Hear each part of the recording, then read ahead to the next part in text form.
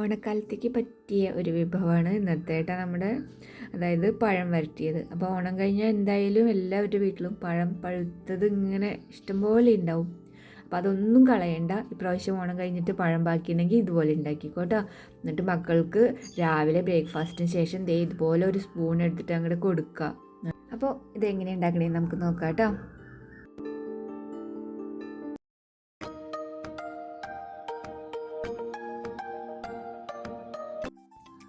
അപ്പോൾ ഇതിനായിട്ട് നമ്മൾ എടുത്തത് ഒരു 25 പഴത്തോളം എടുത്തിട്ടുണ്ട് കേട്ടോ. അപ്പോൾ 20 തൊട്ട് 25 പഴം വരെ എടുക്കാം.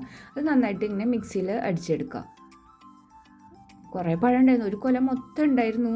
പക്ഷെ അതിൽ നിന്ന് 25 പഴം എടുത്തുള്ളൂ. അത് ഈ ബൗൾ നിറഞ്ഞു, അപ്പോൾ പിന്നെ നിർത്തി. ബാക്കിയുള്ളത് അങ്ങോട്ട് ഉരിഞ്ഞ് ഫ്രിഡ്ജിൽ എടുത്തു വെച്ചിരിക്കുകയാണ് ചെയ്തത്. അപ്പോൾ എല്ലാ പഴവും നമ്മുടെ അടിച്ചെടുത്തു. ഒരു വലിയ ബൗൾ നിറച്ച് കിട്ടിയിട്ടുണ്ട് കേട്ടോ. അപ്പോൾ 20 തൊട്ട് 25 പഴം വരെ എടുക്കാം കേട്ടോ. പിന്നെ നമുക്ക് 1 കിലോ ശർക്കര വേണം. അതൊന്ന് 1 കപ്പ് വെള്ളം ഒഴിച്ചിട്ട് ഉരുക്കിയെടുക്കുക.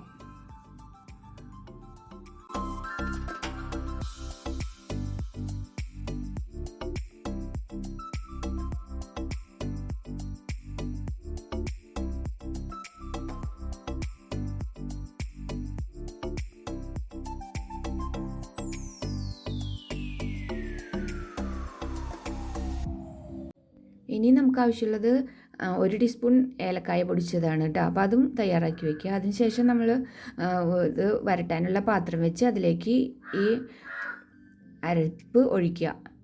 പഴം അരച്ചത് ഒഴിക്കുക. പിന്നെ ശർക്കരയും കൂടെ, ശർക്കര ഉരുക്കി വെച്ചിട്ടില്ലേ, അതും കൂടെ അരിച്ച് ഒഴിക്കുക.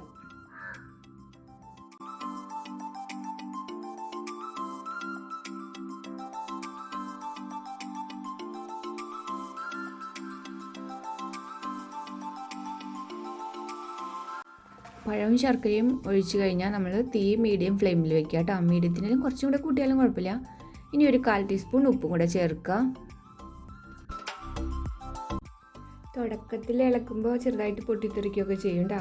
അപ്പോൾ ഫ്ലെയിം ഒന്ന് കുറച്ച് കൊടുത്താൽ മതി.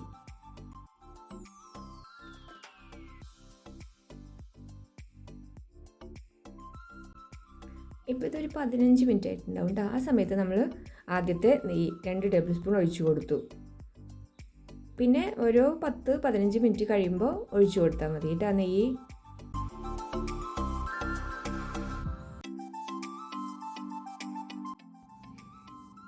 ഇങ്ങനെ മീഡിയം ഫ്ലെയിമിൽ തന്നെ വെച്ചിട്ട് നന്നായിട്ട് ഇങ്ങനെ ഇളക്കി കൊടുക്കുക.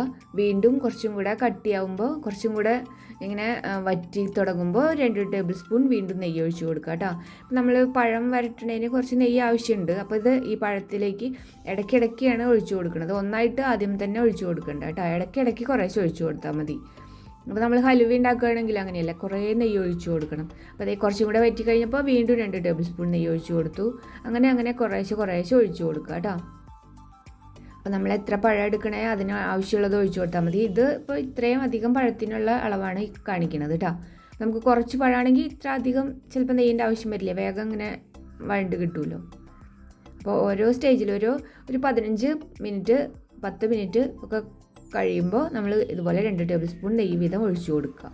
ഇത് നന്നായിട്ട് വരണ്ട് വരുന്ന വരെ.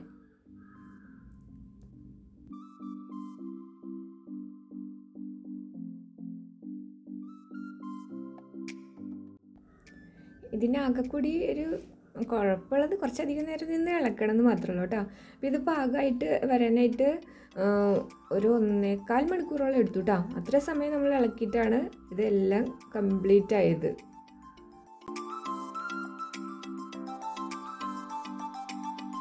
ഇനി നമ്മൾ ചേർത്ത് കൊടുക്കുന്നത് 1 ടീസ്പൂൺ ഏലക്കായ പൊടിച്ചതാണ് കേട്ടോ.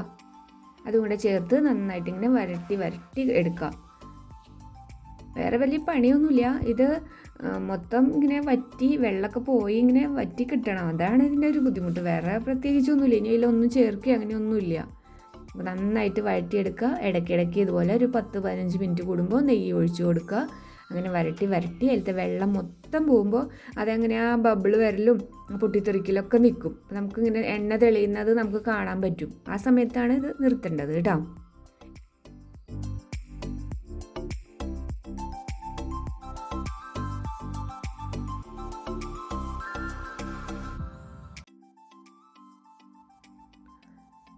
ഇനി ഇതേ ഇപ്പം നമ്മുടെ പാകമായിട്ടുണ്ട്. ഇനി നെയ്യൊന്നും ഒഴിക്കണ്ട. ഇനി സിമ്മിൽ വെച്ചിട്ട് ഇതിൻ്റെ എണ്ണ ഇങ്ങനെ ഈ നെയ്യ് ഇങ്ങനെ തെളിഞ്ഞു വരും. അതാണ് ഇതിൻ്റെ പാകം കേട്ടോ. അപ്പോൾ അടിയിലൊന്നും പിടിക്കാണ്ട് പതുക്കെ പതുക്കെ ഇങ്ങനെ ഉരുട്ടി ഉരുട്ടി ഇങ്ങനെ എടുക്കുക. അത്രയൊക്കെ ഉള്ളൂ. അപ്പോൾ ഇത് നമ്മുടെ റെഡി ആയിട്ടുണ്ട്. ഇനി ഇത് തണുത്ത് കഴിഞ്ഞിട്ട് ഒരു എയർ ടൈറ്റ് ആയിട്ടുള്ള പാത്രത്തിലിട്ട് നമുക്ക് പുറത്ത് 2-3 ദിവസമൊക്കെ വയ്ക്കാം. പക്ഷേ കൂടുതൽ സേഫായിട്ട് ഇരിക്കുക ഫ്രിഡ്ജിലല്ലേ. അപ്പോൾ ഫ്രിഡ്ജിൽ വെച്ചാൽ മതി. അതിനുശേഷം നമ്മൾ കഴിക്കുന്നതിന് മുമ്പ് പുറത്തെടുത്തിട്ട് ഒന്ന് തണുവ് മാറ്റിയിട്ട് കഴിച്ചാൽ മതി. അപ്പം മക്കൾക്ക് കൊടുക്കുകയാണെങ്കിൽ സ്കൂളിൽ പോകുന്നതിന് മുമ്പ് ബ്രേക്ക്ഫാസ്റ്റ് കഴിക്കില്ലേ, ആ ബ്രേക്ക്ഫാസ്റ്റിന് ശേഷം ഇതുപോലെ 1 ടീസ്പൂൺ എടുത്ത് കൊടുക്കുക. അല്ലെങ്കിൽ സ്കൂൾ വിട്ട് വരുമ്പോൾ 4 മണി 5 മണിയൊക്കെ ആകുമ്പോൾ ഇതുപോലെ 1 ടീസ്പൂൺ കൊടുക്കുക. നല്ലതാണ്. കുട്ടികൾക്ക് നല്ല എനർജി ഉണ്ടാവും. അതുപോലെ പഠിക്കാനും നല്ല ഉഷാറുണ്ടാവും. അപ്പോൾ വീഡിയോ ഇഷ്ടപ്പെട്ടെങ്കിൽ ലൈക്ക് ചെയ്യുക, കമൻറ്റ് ചെയ്യുക, സബ്സ്ക്രൈബ് ചെയ്യുക. ഇനി അടുത്തൊരു വീഡിയോയിൽ വീണ്ടും ഒരു സിമ്പിൾ റെസിപ്പി ആയിട്ട് നമുക്ക് കാണാം. അതുവരേക്കും എല്ലാവരും നല്ല സന്തോഷമായിട്ടിരിക്കുക. ഹാപ്പി ഓണം.